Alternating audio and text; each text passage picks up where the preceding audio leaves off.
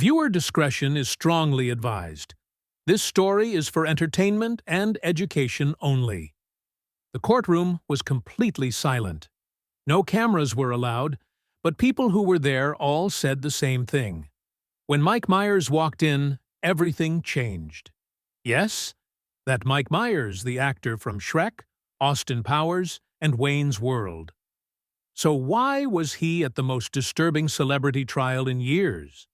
And why did the judge immediately call for a private session just minutes after he entered? This wasn't a joke. This wasn't a guest appearance. This was something no one expected. For years, people had whispered about secret groups in Hollywood. They spoke of fake names, hidden tapes, and strange rituals. No one ever thought Mike Myers would be part of that. But here he was, quiet, legally ordered to be there. And maybe the key to revealing one of the darkest scandals in Hollywood history. If the rumors are true, Mike didn't just see something, he may have been stuck in it. And now, after all this time, the truth might finally come out, whether he wants it to or not. In every big trial, there are moments when the room suddenly feels different, like the air gets heavy, like everyone stops breathing. That moment happened on day 5 of Diddy's trial. The courtroom was full, reporters from everywhere were packed inside. The jury had arrived. The air buzzed with tension. People were still shocked by Cassie Ventura's earlier testimony. She spoke of secret tunnels, women wearing masks, and disturbing stories that sounded more like a horror movie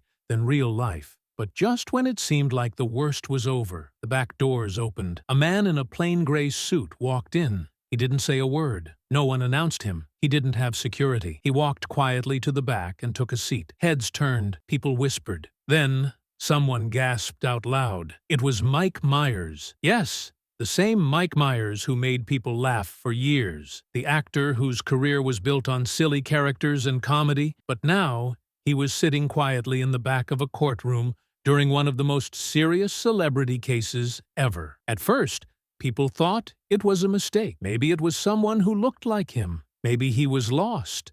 But then, he pulled out a legal document and gave it to a court officer. It was clear. He was supposed to be there. Everything changed in that moment. The judge looked up. Lawyers froze. A sealed envelope was passed to the judge. The courtroom, which had been full of quiet chatter, went completely silent. This wasn't just strange. It was scary. Because Mike Myers is not someone anyone links to scandals, especially not this kind. Yet there he was, quiet, seriously, legally summoned. What was about to be revealed, and how deep did it go? News spread fast. Even without cameras, reporters in the room recognized him. Some tried to secretly text their editors. Others just stared. No one could believe Mike Myers was involved in the Diddy case. He didn't move. His hands stayed in his lap. His face showed nothing. But his presence had a huge effect. Prosecutors whispered. Defense lawyers looked tense. The judge opened the envelope and read it quietly. Then he spoke into the microphone. "I'm calling for a private session." That sentence changed everything. It meant the courtroom would be cleared. The public and the press had to leave. Even the jury was sent out. Only the judge and the lawyers could stay. What they talked about would be kept secret. No one could ask questions. But something strange happened. A court worker forgot to turn off the audio feed to the recording station. Because of that small mistake, one word was picked up and recorded. That word was Dionysus. Just one word, but it caused a storm. People on Reddit started talking. Twitter exploded. That name, Project Dionysus, had been floating around for years in online rumors. Some said it was a fake story. Others believed it was a secret group of rich and powerful people who held disturbing events behind closed doors. Now, it had been said in court, out loud, and Mike Myers was sitting right there when it happened. What did he see? Why was he linked to that word? Why did the judge shut everything down the second he arrived? The scariest part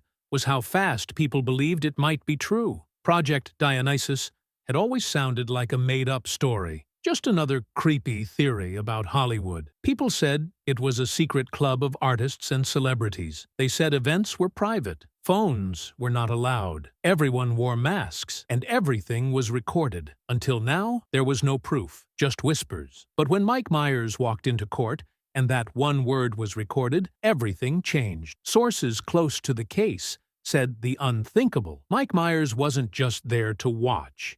He had been legally ordered to appear weeks before, not because he broke the law, but because his name came up in connection to private events hosted by Diddy between 2011 and 2014. At the time, these events were called creative parties, special invite-only gatherings for artists. But in court, Myers said they were not what he expected. He went to 2 of them. He left both early. During the second one, he was taken to a room called the Vault. He said it made him feel very uncomfortable. He never went again, but he also never told anyone. Why? Because the day after the second event, he got a message. It was an image of him at the party. He was holding a drink and didn't know he was being recorded. There were no words in the message, just the image. The message was clear. He was being watched. If this was part of Project Dionysus, then Mike Myers might be one of the few people who saw what really went on behind the scenes. The word blackmail has always been connected to celebrities, but many thought it was no longer a problem today. Then came Mike Myers' testimony, and with it, the shocking truth. Some cameras were not for safety. They were for control. In the private court session, Myers reportedly described a disturbing moment from his second visit. The party was held at a different house, not Diddy's main mansion. Guests wore masks. The atmosphere felt strange. It was supposed to be artistic, but something felt wrong. He was led into a room called a sound experience.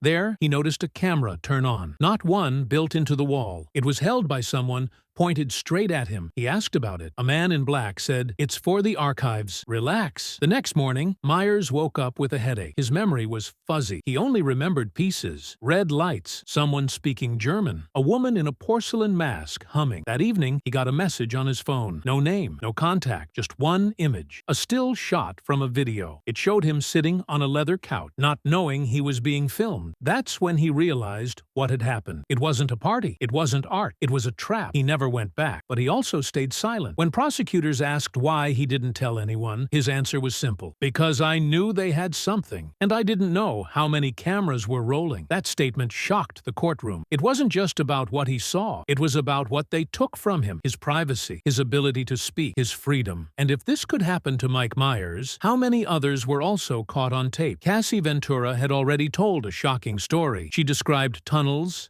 masked women, abuse, and events that sounded more like a cult than a party. People thought nothing could top her testimony. But then Mike Myers came forward. His story happened years earlier. The places were different, but the details were disturbingly similar. Cassie spoke of cold rooms and hidden halls. Mike spoke of a vault with padded walls and strange lights. Cassie mentioned women in masks. So did Mike. She said there were cameras. Mike saw one pointed directly at him. Different times, different locations, but the same feeling of fear. What shocked people most was how much their stories matched. They didn't go to the same event, but it felt like they had entered different parts of the same system. This raised a terrifying question. How many of these secret rooms were there? If Cassie's tunnel was just one location and Mike's sound room was somewhere else, then the network was bigger than anyone thought. It was not just one house. It was planned. It could move. It had a purpose. Defense lawyers tried to say Mike's story was being twisted, that people were making too much of it. But more and more, the pattern was becoming clear. This wasn't just a party gone wrong. This was a setup, a system built for control, and the cracks were finally starting to show. When news broke that Mike Myers was at the trial, Hollywood stopped. At first, people didn't believe it. Celebrities called their agents. Publicists panicked. Tips poured into gossip websites. Reporters who had ignored the case now rushed to cover it. Then something leaked.